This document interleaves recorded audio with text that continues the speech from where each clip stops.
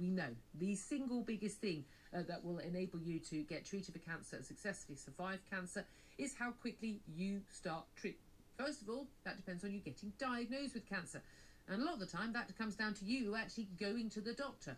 Well, a huge number of people, far too many people, are now being diagnosed with cancer when they go to A&E, often for another emergency or for something else entirely. More than a third of cancer cases are diagnosed in hospital A&Es. And that means those people are often rather further gone in the disease and face much more difficulty getting treatment soon enough. Well, let's talk about this with Rachel Avery, who's Director of Marketing and Communications at the Roy Castle Lung Cancer Foundation. Good morning to you, Rachel.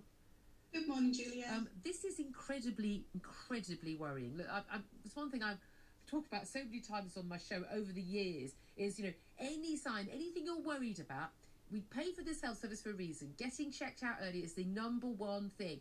And unfortunately, a lot of the symptoms of cancer in particular can be symptoms of lots of other things, you know, a bit of bleeding, maybe there's a bit of a lump, but maybe you just feel very tired a lot of the time. I just don't feel right. People say, I just don't feel right.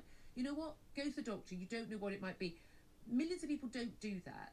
And it tends often to be people who come from more disadvantaged neighbourhoods and homes who think, oh, I don't want to bother the doctor. And then the first thing one finds out about them having cancer is when they turn up in A&E.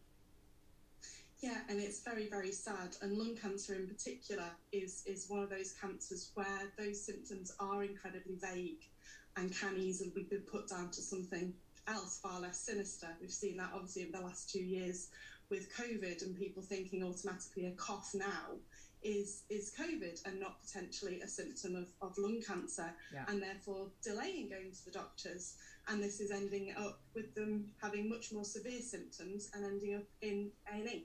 Yeah, and this is the incredibly sad thing, isn't it? Is that when it's found too late, then that your chances of survival go down the absolute plummet. We spoke to cancer expert Carol Sikora a bit earlier in the week about another story related to cancer, and he was saying, you know, for every month you delay starting treatment, you cut your chance of survival by 5%. I mean, these are horrific numbers. It is. It's absolutely terrifying. And I think one of the problems we have with lung cancer is it's one of those cancers that people think you can't be cured, that you can't have curative intent treatment. So sometimes people have symptoms and they've got in the back of their minds that it could be lung cancer. And they think, well, actually, there's nothing you can do anyway, so I'll bury my head in the sand. And that is absolutely not the case. When it is caught early, lung cancer can be treated with curative intent. I know patients, we've got patient advocates that are 20, 30 years post lung cancer diagnosis. You can get through it, but it needs to be caught early. Early detection is absolutely the key. I am always fascinated by people who say, oh, I don't want to know. No, I want to know. I want to know that I haven't got it and rule it out, or if I have got it, that I can start treatment, you know, on Monday. I mean, that's not what happens. You wait 2 weeks for anyone who's had a family member or a friend going through, you often wait 2 weeks if you're lucky before you even get a chance of getting an appointment, and then you go down this very long process. And this is the reason why our cancer survival rates not only are worse than Western Europe, they've gone up an awful lot in the last, well, till 2019, the 15 years to then, but they're still nowhere near there, and we're predicting they're going to be going down. And that's because, again, people don't want to go to the doctor. That's what doctors are there for. They are, absolutely. And, you know, we are starting to see the true impact of the pandemic on cancer and for us specifically on lung cancer.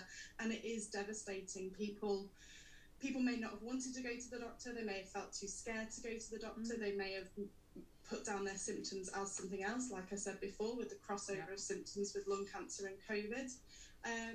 And it is very vague, and we do live in a very polite society where we don't want to be a bother. How many times I've heard our patients say, well, I didn't want to bother the doctor with it. And you're absolutely right. That is what the GPs are there for. I appreciate there will be people screaming, going, well, I'd be great if I could see my GP. I know there are problems with getting appointments still, but what I just want to take this opportunity to say is, if your symptoms are persisting, they're persisting for a reason. So bother your doctor.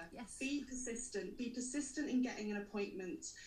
Be thorough in your explanation of your symptoms, because again, with lung cancer and the vagueness of symptoms, quite often we do see patients going back and forth to the GP. They'll get antibiotics, they won't clear it up, they'll get more antibiotics.